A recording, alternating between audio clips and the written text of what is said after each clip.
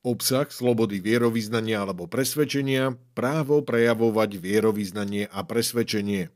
Druhým základným prvkom slobody vierovyznania alebo presvedčenia je sloboda prejavovať svoje presvedčenie pri vyučovaní, praktizovaní, uctievaní a dodržiavaní obradov. Toto je známe ako vonkajší rozmer slobody náboženstva alebo presvedčenia. Na rozdiel od práva mať alebo zmeniť náboženstvo alebo presvedčenie, nie je právo prejavovať ho absolútne. Toto právo môže byť za určitých okolností obmedzené. Prejavovať znamená vyjadrovať vieru alebo presvedčenie slovami a činmi. Medzinárodné právo v oblasti ľudských práv dáva ľuďom právo robiť to verejne alebo súkromne, samostatne alebo spolu s inými. Máte právo modliť sa súkromne a vyjadrovať svoje náboženstvo alebo presvedčenie ako súčasť spoločenstva so spoločnými bohoslužbami a tradíciami. A toto spoločenstvo má tiež práva. Nie práva voči svojim členom, ale práva vo vzťahu ku štátu. Jedným z najdôležitejších z nich je, že štát musí zabezpečiť, aby náboženské spoločenstvá, ktoré chcú získať právnu subjektivitu, mohli mať bankové účty, zamestnávať ľudí, vlastniť budovy a prevádzkovať inštitúcie. Jednotlivci a skupiny môžu praktizovať alebo prejavovať náboženstvo alebo presvedčenie rôznymi spôsobmi. Experti OSN uvádzajú množstvo príkladov činností, ktoré sú chránené. Stretávať sa na bohoslužbách, sláviť sviatky a dodržiavať dni odpočinku. Nosiť náboženský odev a dodržiavať špeciálne diety. Mať bohoslužobné miesta, cintoríny a vystavovať náboženské symboly. Hrať úlohu v spoločnosti, napríklad vytváraním charitatívnych organizácií. Hovoriť o náboženstve alebo presvedčení a vyučovať ich, školiť alebo menovať vedúcich predstaviteľov. Písať, publikovať a šíriť literatúru o svojom presvedčení a komunikovať o otázkach viery na národnej a medzinárodnej úrovni.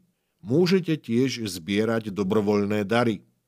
V tejto chvíli si možno poviete, skvelé, takéto práva chcem pre svoju komunitu. Možno sa tiež začínate obávať, a čo skupiny, ktoré utláčajú a kontrolujú svojich členov alebo podporujú nenávisť či násilie voči iným, môžu slobodne šíriť a praktizovať svoje presvedčenie? Na túto otázku by som chcel dať dve odpovede. Článok 5 Medzinárodného paktu o občianskych a politických právach zakazuje používať jedno právo na potlačenie iných práv. Sloboda vierovyznania alebo presvedčenia teda nedáva štátu, žiadnej osobe ani skupine povolenie utláčať ľudí, podnecovať násilie alebo vykonávať násilné činy. Samozrejme, že mnohé vlády a skupiny používajú násilie alebo represie, ale sloboda vierovyznania alebo presvedčenia im na to právo nedáva. Naopak, ona existuje na ochranu tých, ktorí sú represiou a násilím postihnutí. Po druhé, zatiaľ čo právo mať a vybrať si svoje presvedčenie nemožno obmedziť, právo prejavovať alebo praktizovať náboženstvo alebo presvedčenie možno. V článku 18 sa však uvádza, že to možno urobiť len pri dodržaní 4 pravidiel.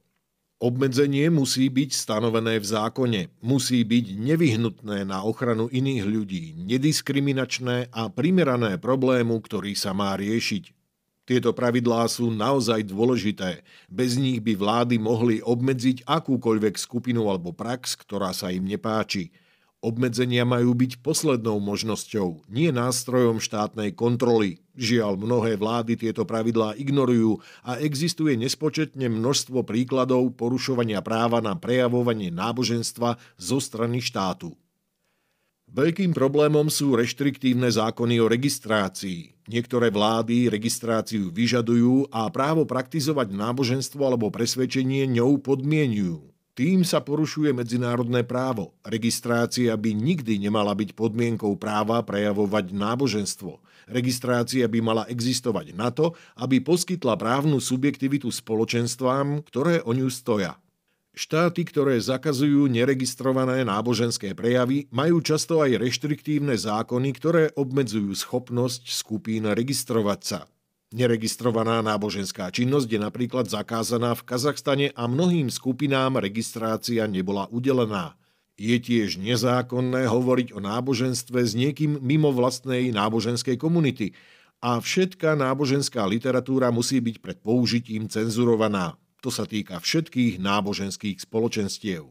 Vlády obmedzujú náboženskú prax rôznymi spôsobmi. Vietnamská vláda používa kontrolné stanovištia, aby budhistom z kmeňa Hoa Hao zabránila v prístupe k ich jedinej pagode. V Saudskej Arábii je verejné nemoslimské uctievanie zakázané a niektorí migrujúci pracovníci boli zatknutí a deportovaní v súvislosti so zásahmi proti bohoslúžobným zhromaždeniam. V niektorých častiach Číny a Indonézie úrady zbúrali cirkevné budovy. Podľa ruských zákonov o extrémizme sú zakázané tisíce publikácií vrátane mnohých, ktoré pokojne prezentujú náboženské presvedčenie. Je takmer nemožné skontrolovať, či je daný text zakázaný, ale jeho držanie môže mať za následok pokuty, odňatie slobody alebo zákaz náboženských spoločenstiev. Prísne obmedzenia sa vzťahujú aj na to, ktoré náboženské presvedčenie sa môže šíriť kde a kým. Vo Francúzsku sa niektorí starostovia miest pokúsili zakázať burkiny, ženský plavecký úbor, ktorý zakrýva celé telo okrem tváre, odvolávaním sa na verejný poriadok. Tento zákon bol najvyšším správnym súdom zrušený, ale zákaz nosenia odevu, ktorý zakrýva tvár, stále platí.